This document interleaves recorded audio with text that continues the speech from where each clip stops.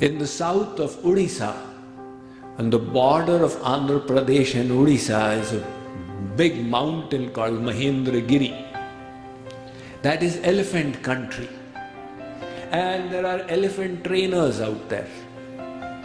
Once I was passing by and I found elephants shackled with a rope tied to a peg stuck in the ground. I asked the Mahavat elephant trainer, how come you have managed to tie this huge elephant with a little peg to the ground?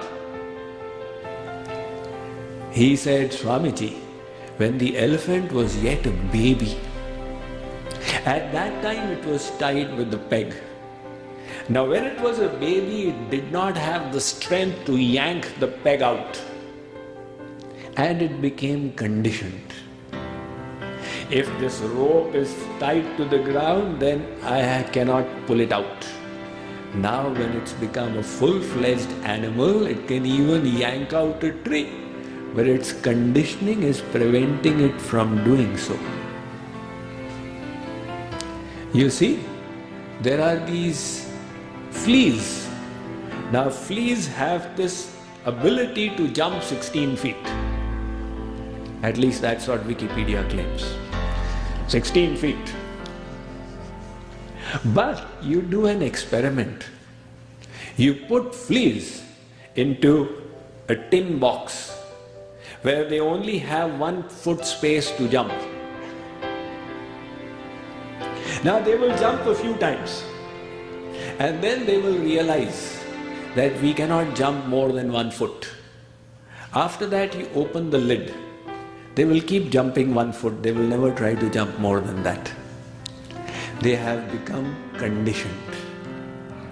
Similarly, our behavior becomes conditioned.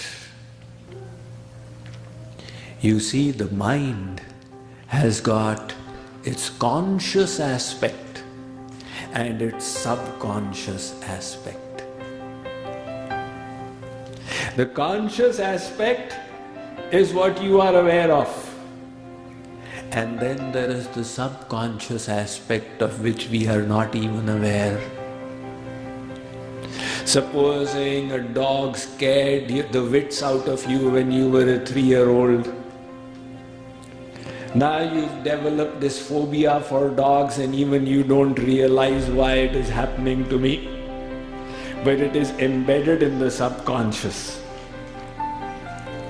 So every time a dog makes its appearance, you become scared.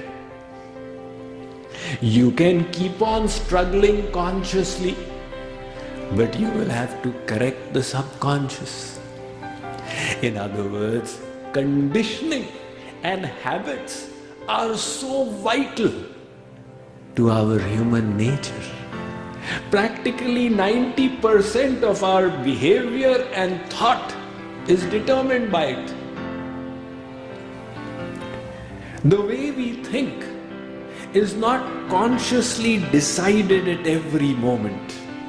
Such conscious choices are few and far between. Invariably, we involuntarily respond to situations without analyzing as a result of our habits.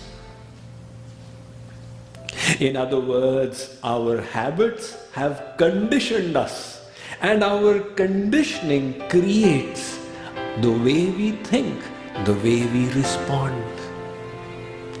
If your conditioning is to be pessimistic, and you hear from Swamiji it's better to be optimistic and positive, you say, all right, now let me be optimistic and positive.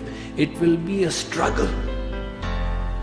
If you wish to be optimistic and positive, you will have to change the habit and conditioning so that optimism becomes a spontaneous response that comes from inside.